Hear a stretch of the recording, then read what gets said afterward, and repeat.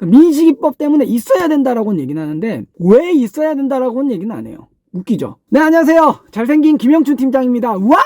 오늘은 운전자 보험에 대해서 자동차 보험은 차를 위한 거다. 이 제 차, 이 벤츠. 행 속았지? 소나타지롱. 행 속았지? 내 차도 아니지롱. 우리 아빠 차지롱. 죄송합니다. 차를 위한 게 자동차 보험이라고 얘기를 해드렸죠. 자동차 보험에 대해서 궁금하시면은 전편을 봐주시면 되겠습니다. 운전을 하는 나를 위한 운전자 보험에 대해서 얘기를 해보도록 하겠습니다. 그 전에 제가 저번 편에 말을 잘못한 게 하나 있어요. 그 자동차 보험은 다른 보험과 다르게 보험금 청구를 많이 하거나 건수가 늘어나고 금액이 많이 될수록 보험료가 오른다 그랬잖아요. 자동차 보험만. 근데 이번에 바뀌었어요. 뭐냐면 실비가 21년도 그러니까 7월 1일부터 개정이 됐죠. 내용도 이제 안 좋아지게 바뀌기도 했지만 또 크게 바뀐 게 할증이 됩니다. 보험금을 많이 타먹을수록 할증이 됩니다. 실비도 이제는 오른다. 죄송합니다. 자동차 보험 말고는 필수인 게 없어요. 의무적인 것도 없고 운전자 보험은 꼭 들어야 되는 게 아닙니다. 하지만 저는 기왕이면 들었으면 하는데 운전자 보험에 들어가는 주된 내용은 두 가지로 나뉩니다. 내가 다치는 부분, 상해 쪽, 그리고 내가 사고를 내서 벌금을 내야 되는 경우, 형사비를 봐야 되는 경우, 이 크게 두 가지로 나뉜다고 보시면 돼요. 어떤 게 더 중요할까요? 생각은 하고 있나요? 어떤 게 더 중요한가요? 제가 생각했을 때는 내가 다치는 것도 중요한데 저 사람을 다치게 해서 내가 형사 합의를 봐야 되는 경우가 더 중요해요. 여러분들 가정을 한번 해볼게요. 가정을. 내가 교통사고가 딱 났어요. 내가 잘못을 했어. 근데 이 사람이 많이 다쳤어요. 자동차 보험으로 예를 들면 이 사람이 다친 거 대인 1이나 대인 2로 치료비를 다 해주죠. 그럼 자동차 부서진 거는 대물로 다 수리를 해주죠. 그 끝났다고 생각을 하시죠. 근데 만약에 상대방이 42일 이상 6주 이상 치료를 받아야 된다는 진단을 받으면 형사합의가 들어갑니다.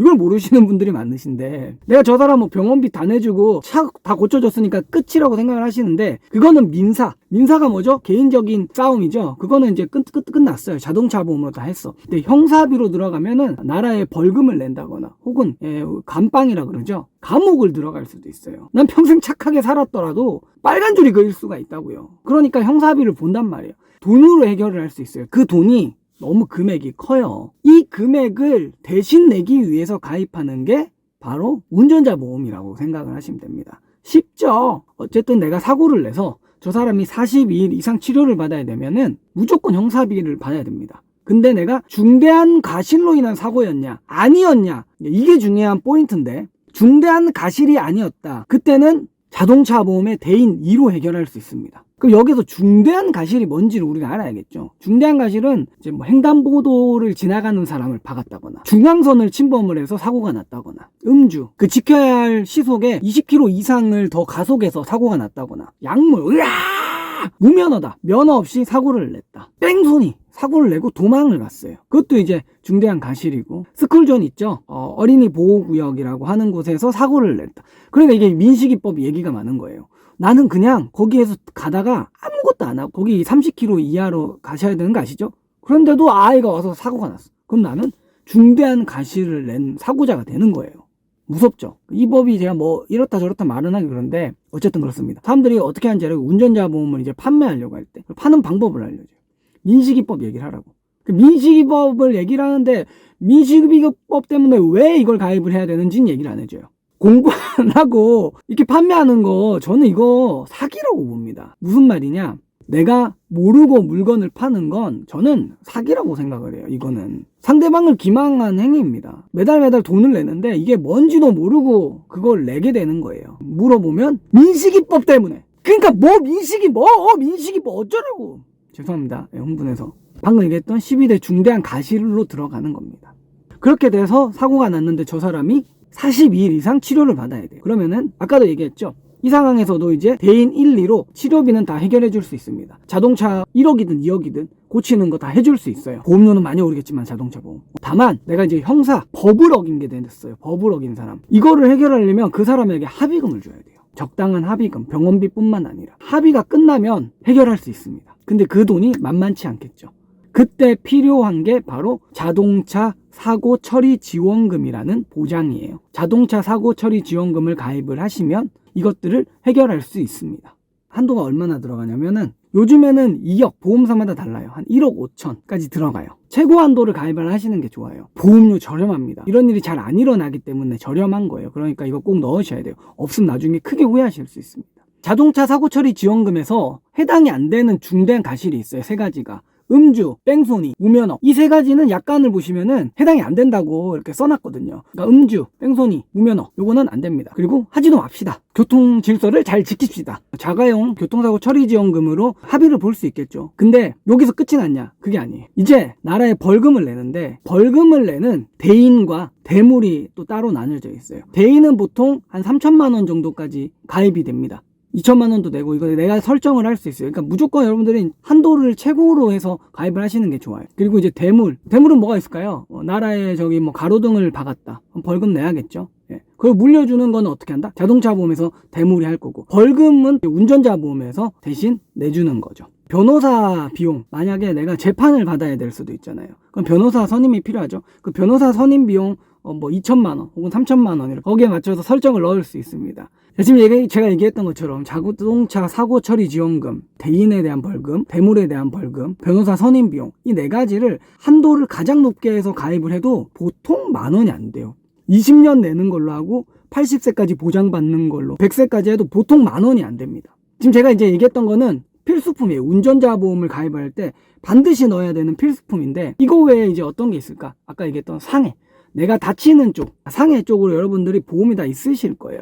추천을 드리지 않는데 필요하다면은 다쳐서 내가 입원하는 상해 입원비, 수술하는 상해 수술비 이런 것들 넣을 수 있는데, 가장 추천하는 담보가 하나 있다면은 자동차 부상 치료비, 자부상이라고도 하는데, 교통사고 딱 나는 순간 급수가 매겨집니다. 나는 안 아파도 그냥 14급이에요. 크게 다치면 1급인데 보통은 경미한 사고가 일어납니다. 그냥 쿵 받거나 쿵쿵 받거나 아니면 그냥 쿵 요정, 모르겠다. 어쨌든 네. 그렇게 큰 사고는 잘 안 나잖아요. 사고가 나면 한 100건 중에 90건은 경미한 사고예요. 경미한 사고. 경미한 사고가 일어났을 때 진짜 하나도 안 아파도 14급이 되는 거예요.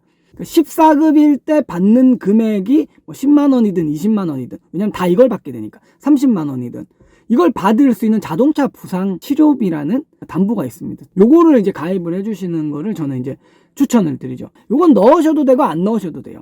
이 친한 형이 이런 걸 물어보더라고요. 자부상이란 게 있다며, 나도 있냐 운전자에? 있더라고요. 제가 받으리니까. 근데 영초야 나는 하나도 안 아파. 그게 아니라니까요. 사고가 났을 때 내가 잘못했냐 누가 잘못했냐 필요 없어요. 거의 그냥 최저속도 5km로 가다 쿵, 그래도 염자입니다. 그래도 타박이에요. 14급이 되는 거예요. 그리고 여러분들 가장 또 중요한 게, 아까 벌금과 자동차 부상 처리 지원금, 이 담보들은 비례보상이에요. 비례보상이 뭐냐? 자동차 사고 처리 지원금을 내가 2억을 한도로 가입을 했어요. 중대한 잘못을 했네? 이때 그럼 제가 거기에 합의를 보기 위해서 한 1억 5천을 줘야 돼. 합의 보는 금액만큼만 보상을 하는 거지. 보험사에서 2억이 한도라고 2억을 다 주거나 1,000만 원 합의 왔는데 2억을 주거나 하지 않습니다. 그 실제 손해본 금액을 준다. 이게 바로 비례보상입니다. 여기에서 제 고객님이 유튜브 보시고 전화 주셔가지고 계약을 해주신 분인데 운전자 보험을 드셨어요.